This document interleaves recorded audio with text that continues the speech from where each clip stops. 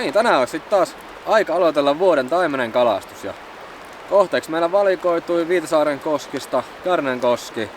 Täällä me on käyty semmonen 5 kertaa aikaisemmin, että on silleen meille suurin piirtein tuttuja paikat. Mä lähden heittämään virvelillä perinteisesti ja Niilo heittelee tuossa perhoa. Voidaan vähän katsella, että onko jompikumpi sitten tehokkaampi tänään. Tämmöstä leikkimistä skabaa. Joo, tässä semmonen hauska juttu sattuu, että kuukauden päiväthän tässä on ollut ihan mukavaa lämmintä ja aurinkoista keliä ja ruvennut nuo kaikki sulamisvedet häviämään ja muut tämmöstä kivaa. Mutta me ostettiin luvat ja eikö saman tien iskenyt nollakeliin päälle ja räntää taivaan täydeltä. Nyt meillä on täällä vähän tämmöstä mukavaa lunta, missä kävellä sitten. Ollaan vähän niinku palattu takas maaliskuulle. Sumarikaus on takana. Salakkaa tai muuta pikkukalaa ja juurikaan vielä koskessa, eli tää nyt on vähän tämmöstä välikauden kalastusta, mutta se ei meitä estä yrittämästä. Kyllä, ne on varmaan samat kalat kuitenkin koskessa ja niitä me sitten lähdetään yrittämään niihin omahiksi.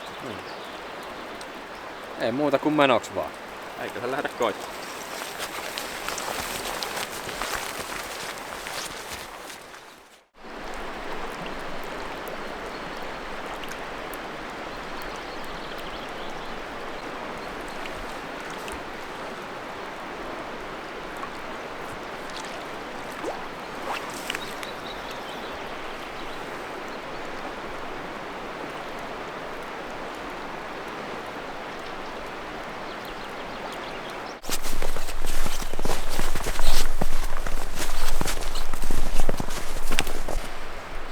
Ei, tässä on hyvän näköistä hidasta virtaa.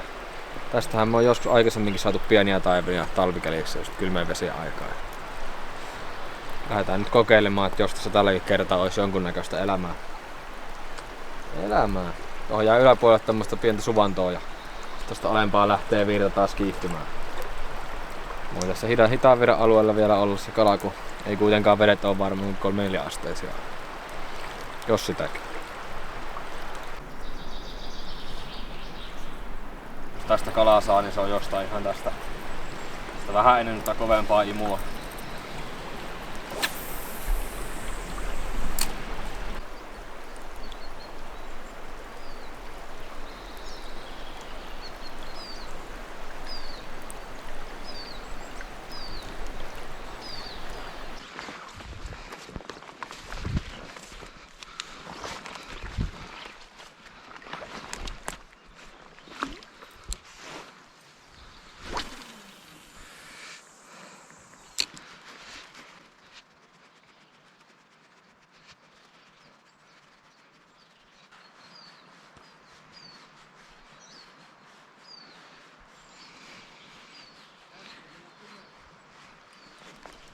Tarppi. Ole.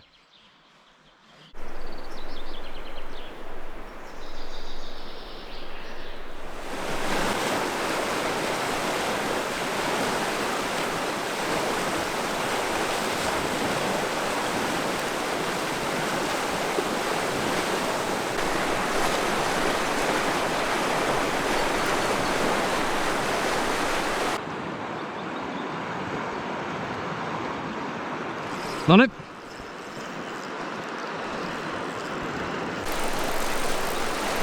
Hyvällä menee.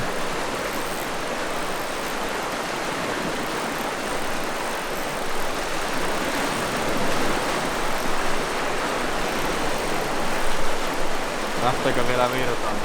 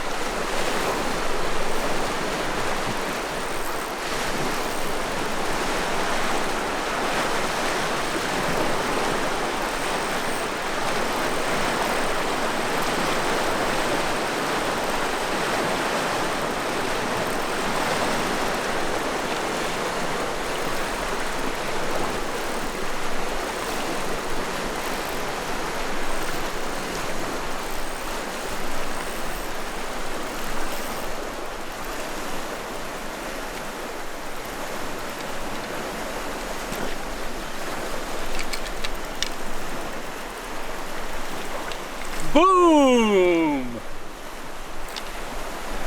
Ai, 60 kala melkein.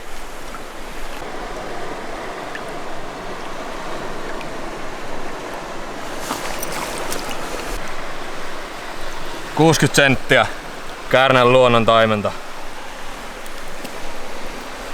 Koukkuleuka.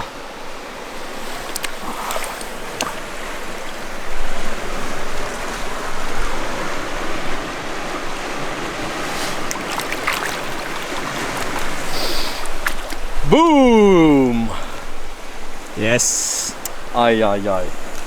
Kävi niinkin hyvin, että kun kävelin tänne Kärnänkosken yläosille, niin aurinko rupesi pilkistämään taivaalta. No sit mä tokasin tosta, nyt on kuule kiire rantaa, että vähän valo-olosuhteet muuttuu, että nyt siinä voisi olla pientä ikkunaa meillä. Ja sit kun päästiin tohon kosken rantaan, niin ensimmäinen heitto ja pam! Sieltä vaan Viron laidasta 60-senttinen luonnontaimen kiinni. Ai. Ja, mut mitenkäs kävikään? Siitä meni semmonen vapautuksesta 1,5 minuuttia. Nyt tällaista rakeita taivaan päällä. Et kyllä nyt muuttuu olosuhteet kovaa kyytiä. Me koitetaan vähän sen mukaan sit joustaa ja löytää aina toimivia strategioita.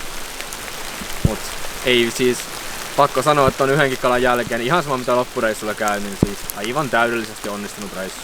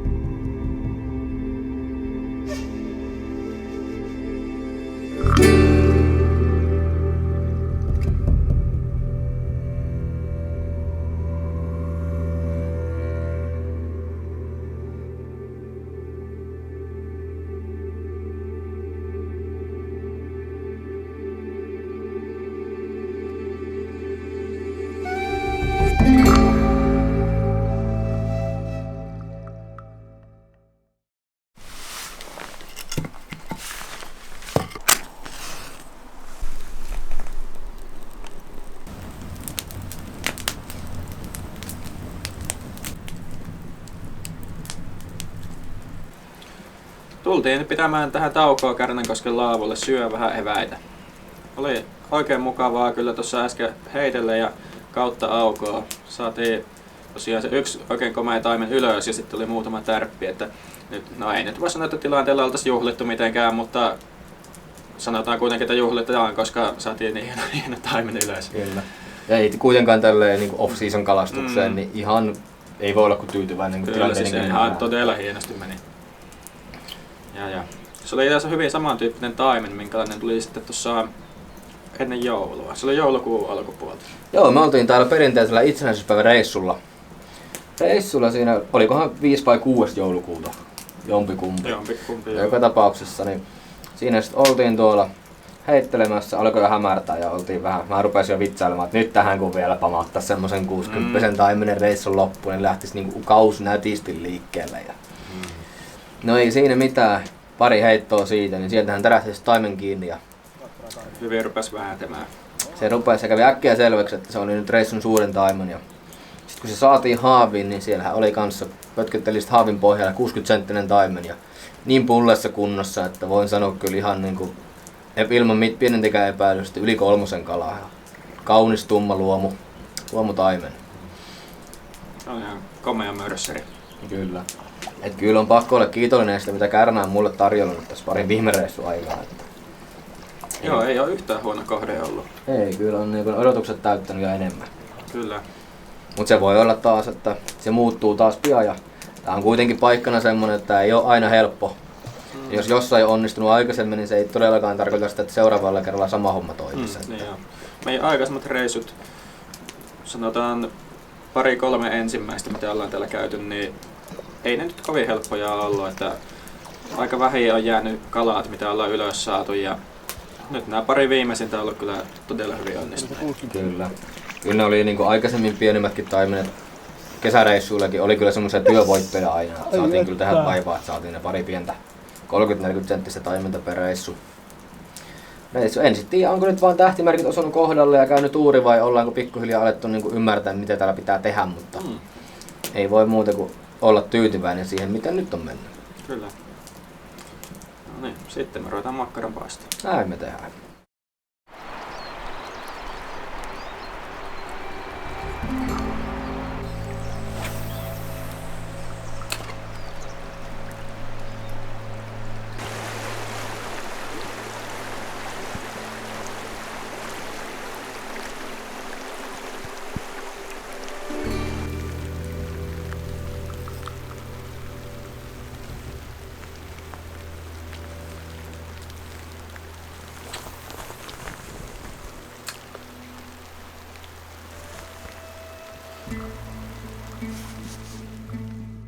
Nyt aletaan lopettelemaan kalastusta ja päivä ainoaksi kalaksi ja tällä kertaa se 60 taimen. On ollut kyllä kaiken kaikkiaan aikamoinen päivä. Että on kyllä tullut taivaalta niskaa räntää ja lunta ja rakeita ja vettä ja välillä paistoi aurinko kirkkaalta taivaalta. Ja on kyllä tosissaan saatu painia tuota säätä vastaan tänään ja sään puolesta ja toivoa parempaa ja toivoa huonompaa ja milloin mitäkin, mutta kokonaisuudessaan pitää olla tyytyväinen reissu, että saatiin yksi. Oikein mukava kauden avaus kyllä. Kyllä, päästiin vähän ulkoilemaan ja saatiin yksi kaunis taimen sieltä ja Näin ei on. ole kyllä silleen valittamista. Mitä nyt tässä kohtaa meinaankin olla kyllä vähän kylmää joka paikassa, mutta sen verran kerkes vaatteet jo kastoa tuossa, kun tuli vettä. Jep. Mutta eihän siinä. Me lähdetään kuivattelemaan varusteita ja kohti seuraavia reissuja.